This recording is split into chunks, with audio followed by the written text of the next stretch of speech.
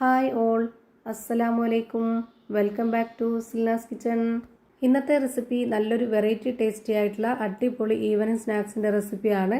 ഇതിന്റെ മസാലയൊക്കെ ഒരു പ്രത്യേക രീതിയിലാണ് തയ്യാറാക്കി എടുത്തിട്ടുള്ളത്. നല്ല ടേസ്റ്റാണ്. കുട്ടികൾക്കും വലിയവർക്കൊക്കെ ഒരുപാട് ഇഷ്ടമാവും. നമ്മുടെ വീട്ടിൽ വരുന്ന ഗസ്റ്റുകൾ കാണുന്നുണ്ടെങ്കിലും ഈ ഒരു നോമ്പ് ടൈമിലാണെങ്കിലും അല്ലാത്തപ്പോഴും ഒക്കെ ട്രൈ ചെയ്യാൻ പറ്റിയ ഒരു കിടിലൻ ഐറ്റമാണ്. അതുകൊണ്ട് തന്നെ ഈ വീഡിയോ സ്കിപ്പ് ചെയ്യാതെ മുഴുവനായിട്ടൊന്ന് കണ്ടു നോക്കണേ. റെസിപ്പിയിലോട്ട് കിടക്കുന്നതിന് മുമ്പായി സിൽനാസ് കിച്ചൺ ചാനൽ ആദ്യമായിട്ട് കാണുന്നവരാണെങ്കിൽ പ്ലീസ് ഒന്ന് സബ്സ്ക്രൈബ് ചെയ്തേക്കണേ. ഒപ്പം തന്നെ ഈ വീഡിയോസ് നിങ്ങൾക്ക് ഇഷ്ടപ്പെടുകയാണെങ്കിൽ ഒരു ലൈക്ക് ചെയ്ത് ഷെയർ ചെയ്ത് സപ്പോർട്ട് ചെയ്യാനും മറക്കരുത്. ഇനി നമുക്ക് ഇതെങ്ങനെയാണ് തയ്യാറാക്കുന്നതെന്ന് നോക്കാം. ഇതിനായി ഞാൻ കുറച്ച് ബ്രെഡ് എടുത്തതിന് ശേഷം അതിൻ്റെ അരികു ഭാഗമൊക്കെ കട്ട് ചെയ്ത് മാറ്റുന്നുണ്ട്. അടുത്തതായി സ്റ്റവിലേക്ക് ഒരു പാൻ വെച്ച് കൊടുത്തതിന് ശേഷം ഫ്ലെയിം ഓൺ ആക്കി കൊടുത്ത് അതിലേക്ക് കുറച്ച് ഓയിൽ ഒഴിച്ചു കൊടുക്കാം. ഇനി ഇതിലേക്ക് വേണ്ടത് 2 സബോള ചെറുതായിട്ട് കട്ട് ചെയ്തെടുത്തിട്ടുള്ളതാണ്. ഈ ഒരു മസാലക്കൂട്ട് തയ്യാറാക്കാനായിട്ട് എല്ലാ ഇൻഗ്രീഡിയൻസും വളരെ ചെറുതായിട്ട് പൊടിയായിട്ട് കട്ട് ചെയ്തെടുക്കുക. എങ്കിലേ നമ്മൾ ഉദ്ദേശിക്കുന്ന ആ ഒരു പരുവത്തിലും ടേസ്റ്റിലൊക്കെ കിട്ടുള്ളൂ. അതുപോലെ പെട്ടെന്ന് വെന്ത് കുഴഞ്ഞ് കിട്ടുകയും ചെയ്യും. ഇനി ഇതിലേക്ക് ഒരു 1/2 സ്പൂൺ അളവിൽ വെളുത്തുള്ളി ഇഞ്ചി ചതച്ചത് ഇട്ട് കൊടുക്കാം. പിന്നെ ഇതിലേക്ക് 2 പച്ചമുളകും 2 ഉണക്കമുളകും കുറച്ച് കറിവേപ്പിലയും കട്ട് ചെയ്ത് ഇട്ട് കൊടുത്തിട്ടുണ്ട്. ഇനി 1 സ്പൂൺ അളവിൽ മുളക് പൊടി ഇട്ട് കൊടുക്കുന്നുണ്ട്. വളരെ ചെറിയ സ്പൂണാണ്, ഒരുപാട് എരിവ് ഞാൻ ചേർക്കുന്നില്ല. ഇനി ഒരു 1/4 സ്പൂൺ അളവിൽ പെരിഞ്ജീരകപ്പൊടി, ഒരു നുള്ള് മഞ്ഞൾപ്പൊടി, ഗരം മസാലപ്പൊടി, ആവശ്യത്തിനുള്ള ഉപ്പ് ഇത്രയും ഇട്ട് കൊടുത്ത ശേഷം ഇത് നല്ലപോലെ ഒന്ന് ഇളക്കി കൊടുത്തിട്ട് ഒരു 1-2 മിനിറ്റ് നേരം നല്ലപോലെ ഒന്ന് വഴറ്റിയെടുക്കാം. ഇതിൻ്റെ കൂടെ തന്നെ കട്ട് ചെയ്തെടുത്തിട്ടുള്ള കുറച്ച് മല്ലിയില കൂടെ ഇട്ട് കൊടുക്കുന്നുണ്ട്. മല്ലിയിലയുടെ ഫ്ലേവർ ഇഷ്ടമുള്ളവർ ഇട്ട് കൊടുത്താൽ മതി. പിന്നെ ഇതിലേക്ക് എരിവൊക്കെ ഓരോരുത്തരുടെ ഇഷ്ടത്തിനനുസരിച്ച് കൂട്ടിയും കുറച്ചൊക്കെ ചേർത്ത് കൊടുക്കാം. ഞാനിപ്പോൾ ഇത് 1-2 മിനിറ്റ് നേരം ഇതൊന്ന് അടച്ചു വെച്ച് വേവിച്ചെടുക്കുന്നുണ്ട്. വളരെ പൊടിയായിട്ട് അരിഞ്ഞെടുത്തത് കൊണ്ട് തന്നെ നമുക്ക് പെട്ടെന്ന് വെന്ത് കിട്ടിയിട്ടുണ്ട്. ഇനി ഇതിലേക്ക് ഗ്രേറ്റ് ചെയ്തെടുത്തിട്ടുള്ള ഉരുളക്കിഴങ്ങാണ് ഇട്ട് കൊടുക്കുന്നത്. കുക്കറിലിട്ട് നല്ലപോലെ വേവിച്ചതിന് ശേഷം തൊലിയൊക്കെ കളഞ്ഞിട്ടാണ് ഞാനിവിടെ ഗ്രേറ്റ് ചെയ്തെടുത്തിട്ടുള്ളത്. കിഴങ്ങ് ഇതുപോലെ ഗ്രേറ്റ് ചെയ്തിട്ട് തന്നെ നമ്മൾ ഇതിലേക്ക് ഇട്ട് കൊടുക്കണം എന്നൊരു നിർബന്ധമില്ല. അല്ലാതെ ഉടച്ചെടുത്തതിന് ശേഷം ഇട്ട് കൊടുത്താലും കുഴപ്പമില്ല. ഈ ഒരു കിഴങ്ങിലും കൂടെ ഈ ഒരു മസാലയുടെ ആ ഒരു എരിവും ഉപ്പും ഒക്കെ ഒന്ന് പിടിച്ച് കിട്ടട്ടെ, അതിനായിട്ടാണ് ഇതുപോലെ ചെയ്യുന്നത്. ഇത് നന്നായിട്ടൊന്ന് ഇളക്കി കൊടുത്ത ശേഷം പിന്നെ നമുക്ക് 1 മിനിറ്റ് നേരം ഇതൊന്ന് അടച്ചു വെച്ച് വേവിച്ചെടുക്കാം. അപ്പോൾ ഇതെല്ലാം വളരെ ചെറുതായിട്ട് കട്ട് ചെയ്ത് ഇട്ട് കൊടുത്തത് കൊണ്ട് തന്നെ പെട്ടെന്ന് നമ്മുടെ മസാലയൊക്കെ റെഡിയായി കിട്ടിയിട്ടുണ്ട്. ഇനി നമുക്കിതൊന്ന് മാറ്റി വെക്കാം. ഇനി നമ്മൾ നേരത്തെ സൈഡ് കട്ട് ചെയ്ത് വെച്ചിരുന്ന ആ ഒരു ബ്രെഡ് എടുക്കുന്നുണ്ട്. ഇനി ഇതൊന്ന് റൗണ്ട് ഷേപ്പിൽ കട്ട് ചെയ്തെടുക്കണം. അതിനായിട്ട് ഞാൻ ഇതുപോലൊരു അടപ്പ് എടുത്തിട്ടുണ്ട്. ഇത് വെച്ച് നന്നായി ഒന്ന് അമർത്തി കട്ട് ചെയ്തെടുക്കാം. ഇപ്പോൾ ഇതുപോലെ റൗണ്ട് ഷേപ്പിൽ കിട്ടിയിട്ടുണ്ട്. ഇനി ഈ ഒരു ഭാഗം മാറ്റി വെക്കാം. ആ ഭാഗം നമുക്ക് കളയേണ്ട ആവശ്യമില്ല. അത് പൊടിച്ചെടുത്ത് മാറ്റി ഒരു പാത്രത്തിലേക്ക് ഇട്ട് കൊടുക്കണം. വീണ്ടും ഒരു ബ്രെഡ് എടുക്കുക. ഇതുപോലെ അടപ്പ് വെച്ച് കൊടുത്തിട്ട് ഒന്ന് പ്രസ് ചെയ്ത് കൊടുക്കുക. എന്നിട്ട് കട്ട് ചെയ്ത് മാറ്റുന്നുണ്ട്.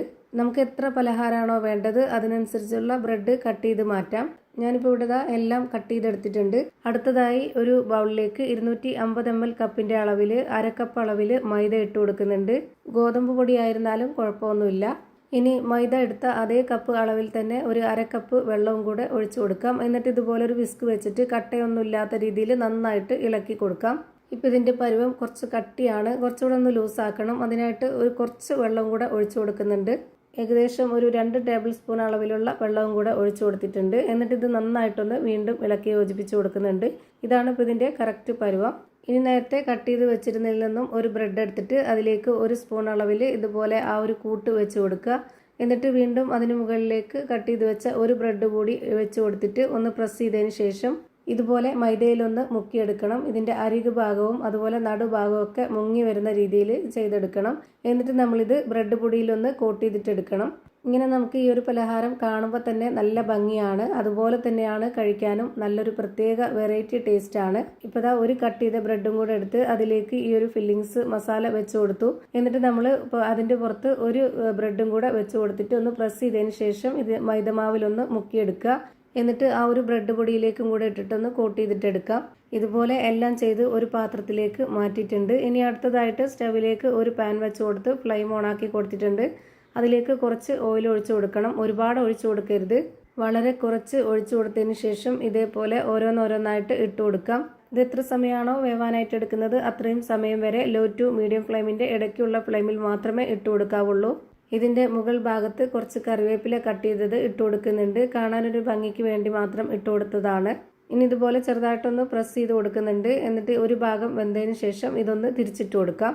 ഇങ്ങനെ ചെയ്തെടുക്കുമ്പോൾ നമുക്ക് കാണാനും നല്ല ഭംഗിയാണ്, അതുപോലെ തന്നെ കഴിക്കാനും ഒരു പ്രത്യേക ടേസ്റ്റാണ്. ഇതിൻ്റെ പുറം ഭാഗം കുറച്ച് നല്ല ക്രിസ്പിയും അതുപോലെ അകം നല്ല സോഫ്റ്റ് ആയിട്ടിരിക്കും.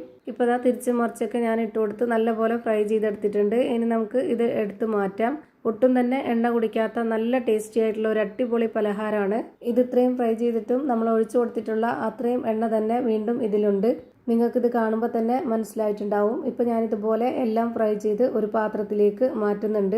ഇതിൻ്റെ അകം എങ്ങനെയാണ് ഇരിക്കുന്നതെന്ന് അറിയാനായിട്ട് ഞാനിപ്പോൾ ഇതൊന്ന് പൊട്ടിച്ച് കാണിക്കുന്നുണ്ട്. അപ്പോൾ ഇത്രയേ ഉള്ളൂ ഇന്നത്തെ വീഡിയോ. വീഡിയോ ഇഷ്ടമായാൽ ലൈക്ക് ചെയ്യാനും കമൻറ്റ് ചെയ്യാനും ഷെയർ ചെയ്യാനും മറക്കരുത്. അതുപോലെ തന്നെ ഞാനിടുന്ന പുതിയ പുതിയ വീഡിയോസ് നോട്ടിഫിക്കേഷനായിട്ട് കിട്ടുന്നതിന് വേണ്ടി സബ്സ്ക്രൈബ് ചെയ്ത് ബെല്ലൈക്കൺ അമർത്തി അതിൽ ഓൾ എന്ന ഓപ്ഷൻ എനേബിൾ ചെയ്ത് കൊടുക്കാനും മറക്കരുത്. പുതിയൊരു വീഡിയോയുമായി വീണ്ടും വരും. Thank you for watching.